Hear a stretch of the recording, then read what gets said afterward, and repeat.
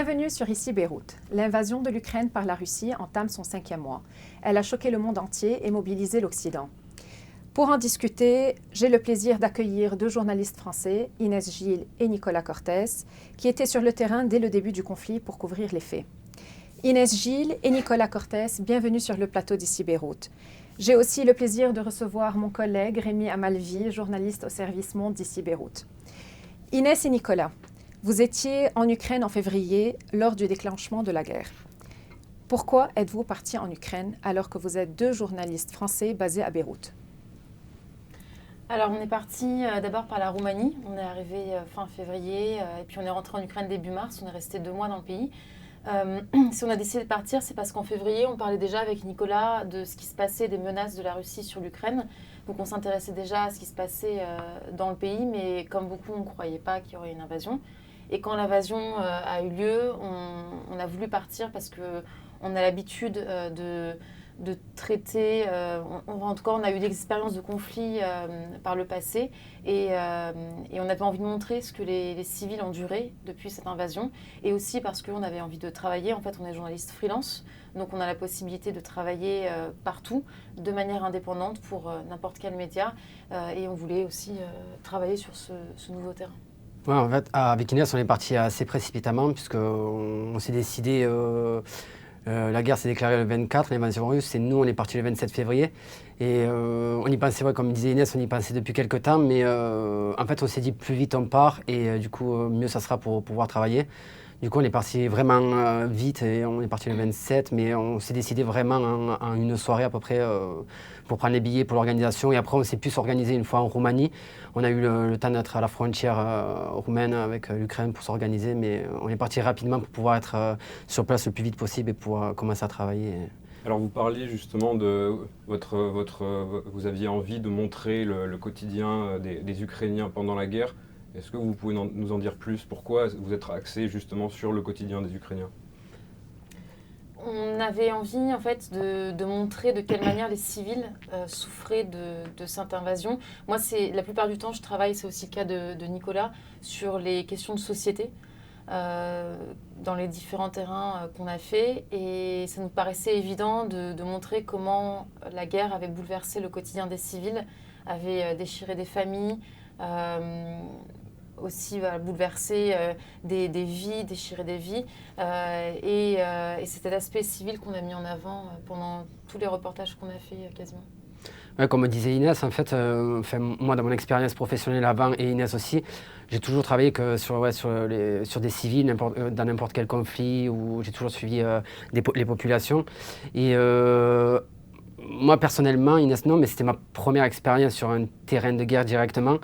Et du coup, aller sur une ligne de front ou sur des soldats, je ne l'avais jamais fait avant. Et puis, il y avait des gens qui étaient bien expérimentés déjà sur place. Et je pense qu'on était assez efficace dans ce qu'on voulait faire de suivre les populations civiles. Et c'est ce qu'on voulait, être proche des civils et vivre à leur côté pour vraiment comprendre et expliquer comment ça se passait en temps de guerre.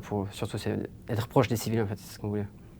Mais comment est-ce que les Ukrainiens ont vécu cette guerre et continuent de le faire sur le plan moral, mais aussi sur le plan humanitaire? Donc, est-ce qu'ils ont accès à l'eau courante, à l'électricité, à la nourriture, aux hôpitaux? Est-ce que vous pouvez nous en dire plus, s'il vous plaît? Ça, c'est une chose qui nous a vraiment marqué dès les premiers jours en Ukraine. C'est la grosse mobilisation qu'on a vue en Ukraine. Même à notre égard, on avait beaucoup d'aide des Ukrainiens. Parfois, on ne trouvait pas d'endroit où se loger. On était logés par des familles, par des locaux. On n'avait pas de moyen de se déplacer parce qu'on est parti de la Roumanie pour aller vers la région de Kiev et il n'y avait pas de train qui allait en cette direction. Donc on a eu énormément d'aide de la part des Ukrainiens. Donc surtout les premières semaines, le moral de la population était on va dire très positif. Les gens avaient la certitude qu'ils allaient gagner la guerre et le fait d'avoir repris la région de Kiev et de Tchernihiv plus au nord les a un petit peu confortés dans cette certitude. Et les gens se sont très rapidement mobilisés aussi pour aider l'ensemble du pays. Donc dès qu'on est arrivé par l'Ouest s'était relativement épargné par les bombardements. Donc ça servait un peu de base arrière pour l'aide humanitaire, pour toutes les choses, toutes les aides qui arrivaient d'autres pays. Et il y avait les Ukrainiens, la plupart des gens avaient arrêté leur travail pour se consacrer à cette aide. Donc les gens étaient très très mobilisés pour aider le reste de la population. Alors vous l'avez dit, vous êtes arrivé, vous êtes parti au tout début du conflit, fin février, vous êtes resté quasiment 2 mois jusqu'à fin avril, c'est ça? Est-ce que vous pouvez nous raconter quel a été votre périple, où est-ce que vous êtes passé, où est-ce que vous êtes allé? Je crois, si j'ai bien compris, vous êtes d'abord arrivé en Moldavie, c'est ça? Roumanie. En Roumanie. En fait, avec Inès, au début, on ne savait pas, on voulait partir. Tout le monde, en fait, tous les journalistes atterrissaient en Pologne et traversaient la frontière, du coup, à l'ouest du pays. Et en fait, nous, on s'est dit, on va traverser, on va atterrir en Roumanie et on partira de la Roumanie parce qu'en fait, il y avait déjà moins de journalistes au début. Donc, on s'est dit, déjà, ça sera peut-être un peu mieux pour travailler. Et du coup, après, une fois qu'on était en Roumanie, on a décidé de traverser la frontière parce que j'avais reçu un message de mon agence qui nous disait peut-être, on avait beaucoup d'informations qui arrivaient, on m'avait dit peut-être la frontière va fermer, du coup on a traversé rapidement. Et du coup, après on a commencé par le sud et on est allé dans la région de Kiev. Et après, on est resté quelques jours en région de Kiev, sur la périphérie en fait, où il y avait beaucoup de bombardements, c'était le début de la guerre, mais il y avait beaucoup d'incertitudes sur l'avancée russe. Et on est resté quelques jours dans un village et au bout d'un moment, c'est devenu trop dangereux. Donc on est parti à l'ouest, à Lviv, qui est une grande ville où il y a vraiment beaucoup d'aides mises en place parce qu'il y a beaucoup de réfugiés qui arrivent pour aller en Pologne. Et après, on est revenu à Kiev et puis on a été à Tchernihiv, Kharkiv, c'est tout près de la frontière russe. Et c'est une ville qui souffre d'intenses bombardements. Et puis ensuite par le sud, Odessa, et puis enfin la Moldavie. En fait, notre parcours, il était un peu rythmé par l'avancée de la guerre. Genre, ça dépendait, on est arrivé d'abord à la frontière, après on est allé vers Kiev. On est resté, comme disait Inès, dans l'oblast, mais comme ça devait un peu dangereux, on est reparti dans le sud. Après, on est allé se réorganiser à l'ouest. Et après, on est revenu à Kiev. Et en fait, vraiment, c'était vraiment par rapport au rythme de la guerre qu'on avançait. On prenait beaucoup d'informations parce que le problème de cette guerre, c'est que tout allait hyper vite et c'était impossible de s'organiser ou de faire des plans. En fait, il fallait faire au jour le jour ou voir sur 3 jours maximum. Mais il fallait s'organiser vraiment au jour le jour, en fait. Il y a quelques États qui sont convaincus que ce qui se passe en Ukraine est un complot élaboré par l'OTAN et pour provoquer la Russie, alors que Moscou estime seulement dénazifier l'Ukraine.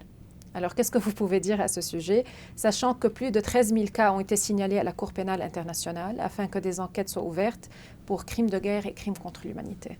Au niveau de l'idée d'un complot, moi, ce que je dirais de toutes les lectures que j'ai pu faire pendant et après l'Ukraine, pour essayer de comprendre en fait ce qui s'est passé, parce que c'est vrai que ça a posé beaucoup de questions, l'invasion de la Russie, pourquoi une telle invasion, et en plus avec des problèmes de préparation de ce qu'on a vu, parce qu'il y a eu, notamment dans la région de Kiev, il y a eu un échec qui est assez cuisant. Et il y a cette idée pour le pouvoir russe que l'Ukraine est censée appartenir au territoire russe, alors que les Ukrainiens, de plus en plus ces dernières années, considèrent qu'ils ont construit une identité nationale et qu'ils voudraient être tout simplement indépendants de la Russie. Donc l'invasion de l'Ukraine, c'est un fait, c'est la Russie qui l'a provoquée. Après, il y a des intérêts, l'Ukraine s'est rapprochée des États-Unis les dernières années. Il y a de la réelle politique qui est en jeu.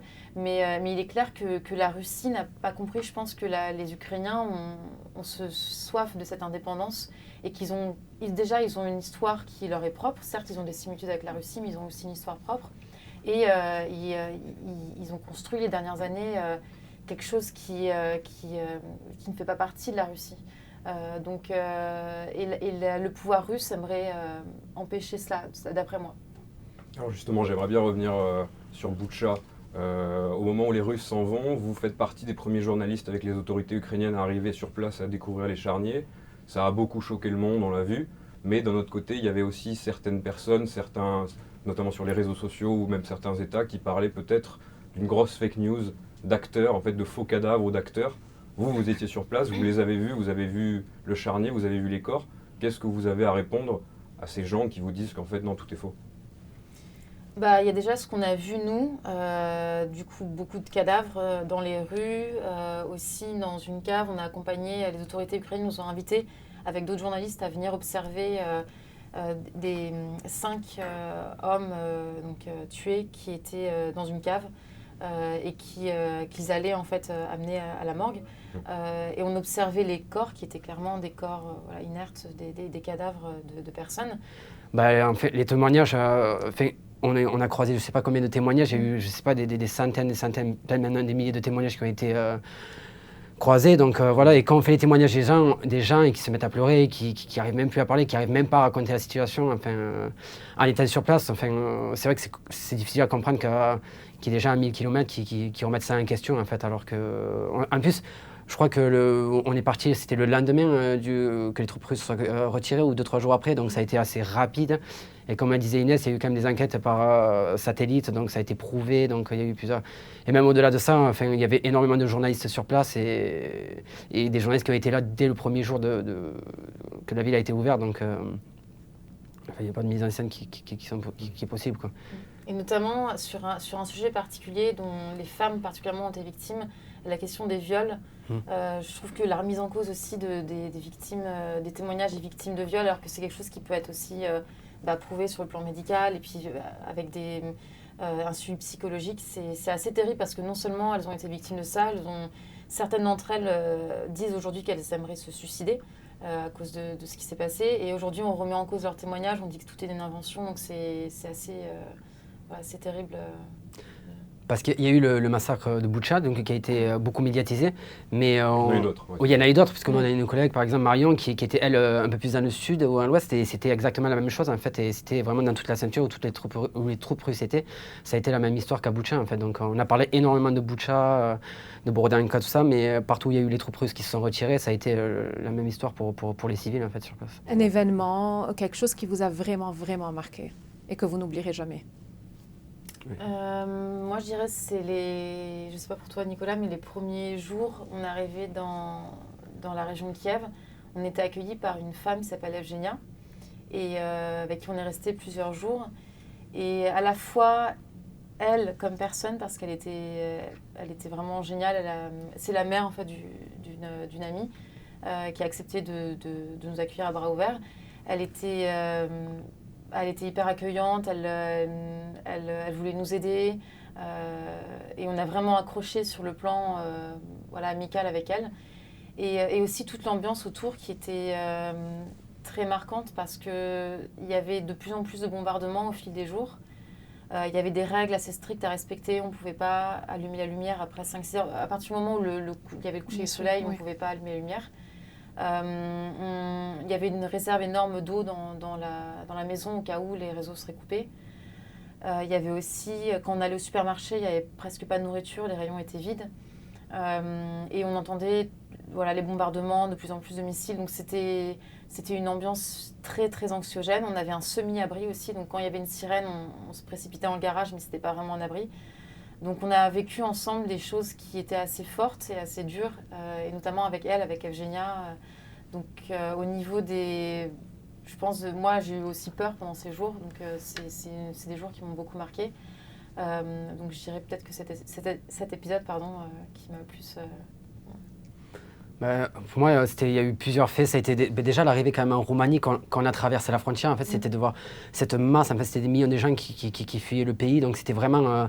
on le voyait à la frontière, c'était les gens qui sont partis vraiment du jour au lendemain hyper rapidement.